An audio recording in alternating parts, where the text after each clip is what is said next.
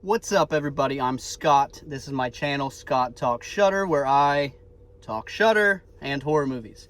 I apologize right out the gate if my audio's garbage because I forgot my lapel mic.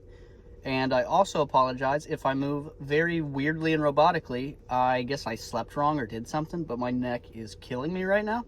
So, really not moving like a normal human being right now. But today, we are talking about The Deadly Spawn. It was a first-time watch. This is a 1983 indie sci-fi horror movie made for like $25,000.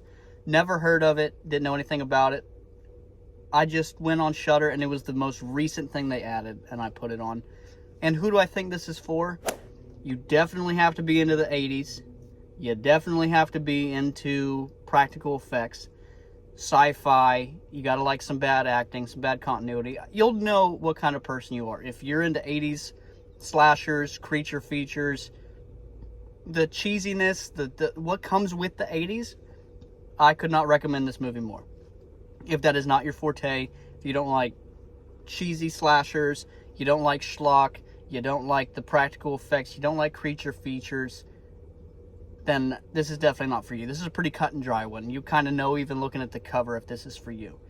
And my thoughts on it, I was hooked within 2 minutes. I am a big effects guy. I like practical effects. I like 80s ridiculousness in movies. I like B movies of all kinds. I like independent movies. So I kind of have a feeling all over the place for these kind of movies. But slashers and monster movies and stuff like that are not usually my forte, I guess, compared to other stuff. But in the first minute, there's a scene where this monster is taking out these two campers. And he reaches his arm out, and he's clearly wearing a flannel shirt. And then when it shows the next cut, he's clearly wearing a long-sleeve black shirt. Immediately locked in. I'm like, fuck yeah. We're talking bloody continuity errors right out the gate. You son of a bitch, I'm in. Let's go. And I didn't know what to expect. I saw the cover. I saw the monster. And I was really curious if they were going to pull that off because I know it's a low-budget 80s movie. I'm expecting some real D-tier effects. The effects in this blew me away, especially with the money that they had. This creature design, I loved it. I thought it was amazing. I thought the way they moved, the puppetry or however they made it work was amazing. I thought the blood and the gore was amazing. Especially for the budget, I had such a fun time with this movie. Especially as like a palate cleanser from watching Red Rooms, which if you haven't seen that, or you have, you can check out my review down below or on my channel. This was such a good palate cleanser. It was just an hour and 20 minutes of 80s fun. Campy 80s horror movie for an hour and 20 minutes. It flies by. You don't have to be invested. You don't have to lock in. You can just kick back, relax, and enjoy. You have moments where you can look and laugh at the 80s ridiculousness of it. And there's parts where you could be impressed by exactly what they're getting done. Is the script going to be perfect? No. Is the acting going to be perfect? No. But you know what kind of package you're getting with that. And it delivered. And it has rewatchability to me so hard. If I was just having some buddies over, I could throw that movie on. Again, plot not going to be awesome, acting not going to be awesome, but the effects, that creature design, that had to have been where all that money went. The creature had to be $25,000 and everyone else worked for free. That's how good it looked.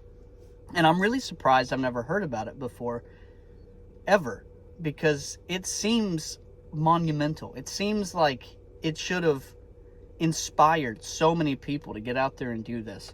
It should have been groundbreaking, I guess isn't the right word, but the inspiration should have been there. And I'm surprised I've never heard anything about this movie ever. And I'm not a big creature guy, not a big slasher guy. The 80s are, again, I like ridiculous movies, so I have to be in a mood for them, and this was the perfect time. I took all three of my daughters for the weekend, and they were running me ragged, and I was exhausted. My mental bandwidth was at zero. Finally got them all to sleep. I'm laying down. What's this on Shudder? I'm going to put it on. It looks like it's going to be ridiculous, but at least I don't have to think. I can just sit here and veg out and watch this movie. And I was hooked in. I was locked. I loved every bit of it. Because it pulls no punches. You would think with that low of a budget that you could only show certain things. But they show everything. They show more than you expect. It gets pretty vicious with the effects, and they are grotesque. There's parts with faces getting ripped off, legs getting bitten, dissection scenes, crawling scenes, so you can see it actually move and shake and twist. It was such a fun time, and I can't recommend it enough to people. Again, it's going to be up your alley. You'll either know if you like 80s movies like that or you don't.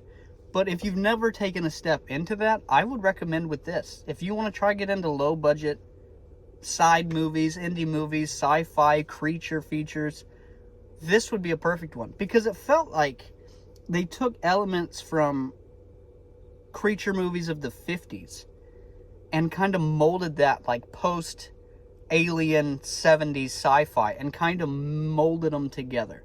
It seemed like you got a lot of homages to Alien, it seemed. Especially one scene in particular. But it also had just a 50s vibe to me. I have not looked into the director. I'm very curious to see if there's follow-ups to this movie, if he's made other movies, who the effects team was, what they've worked on. That's something I'm going to dive deeper into. And if you happen to know off the top of your head, just drop it down below. I had a great time with this. I think you know yourself. You can have a great time with this. If it's not your vibe, you won't. If you like it in the 80s, ridiculous, schlocky, and you haven't checked this one out, you need to go watch it. It was just added on Shudder, at least on the top of my screen. It was the very first thing. It was a perfect shut your brain off, watch, have a good laugh, have a good time, be impressed by what they were able to do, be inspired by what they were able to do for the limited budget they had. Can't recommend it enough. Huge fan. So if you have any more movies like this made by these people, anything, some that are your favorites, put them down below. This isn't usually my realm. I'm not typically into the creature stuff, but I really enjoyed this one. It might have just been the setting I watched it in, being exhausted, just needing something on. It could have been a plethora of things, but I can see myself rewatching this movie without a doubt if I'm having a movie marathon. So put it down below. Let me know what your thoughts were. Let me know what movies like this that you enjoy. Like, subscribe, all that good stuff. Dude, this parking lot is popping. I don't know. Y'all can't see in the background, but there has just been an insane flow of traffic through this parking lot. I sit right outside my gym, and it's next to a grocery store, and it's not open. But there have been cars just circling my car. It's what has nothing to do with this video, but it's just been weird recording, and I can see out of the corner of my eye 10 times the amount of cars that are normally here. Weird stuff. Check it out. Thank y'all for the love, support. If anyone's watching this, I don't know. It gives me an excuse to watch movies, and then I can talk about them. And yeah, that's cool. If I didn't do this, I wouldn't have an excuse to watch them. I'd find other shit to do. So, thank y'all. Peace.